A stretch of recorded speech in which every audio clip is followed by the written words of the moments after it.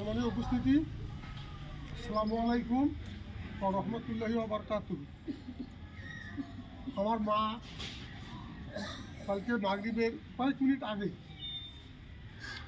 উনি ইন্তেকাল করেছেন। তো আমরা সব ভাই উপস্থিত ছিলাম, আমাদের বুকে উনি মারা গেছেন।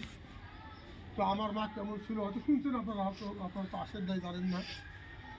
উনি তোকদার বংশের কিন্তু দ্বিতীয় মেয়ে, বংশের ওনার বড় একজন, তারপরে হচ্ছে আমার মা। তোকদার বংশের দ্বিতীয় মেয়ে, আমরা তারই সন্তান।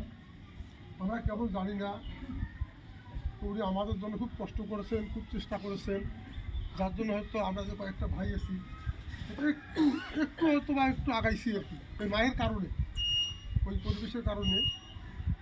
তো আমাদের মা কিন্তু আমাদের কাছে মহারানী ছিল। আমরা দুই ভাই একসঙ্গে খাইতাম, আর আমার 4 ভাই কিন্তু আলাদা। প্রতিদিন আমরা প্রতি সন্ধ্যায় 4 বাড়ি থেকে 4 বাড়ি তরকারি মার কাছে যাইত, আর মা খাওয়ার পরে বাকিটা ফেলাই দিত। এতগুলা খায় প্রতিদিন। যদি আপনার কেউ আসে জান, জিজ্ঞাসা করবেন যে শিরুর বাড়ির সামনে ভাত তরকারি পড়ে থাকে, তার জীবনে সে কোনো কষ্ট পায় নাই। এমন এক মুহূর্তে অসুস্থ ধরা পড়লো, সময় পাই নাই, এই 7 থেকে 8 দিন। তার মাঝে আমরা 3 দিন রোগ করে নিয়ে গেছি। আজকে নিয়ে যাওয়ার কথা, সিটি স্ক্যান করার কথা, সেটা পারি নাই।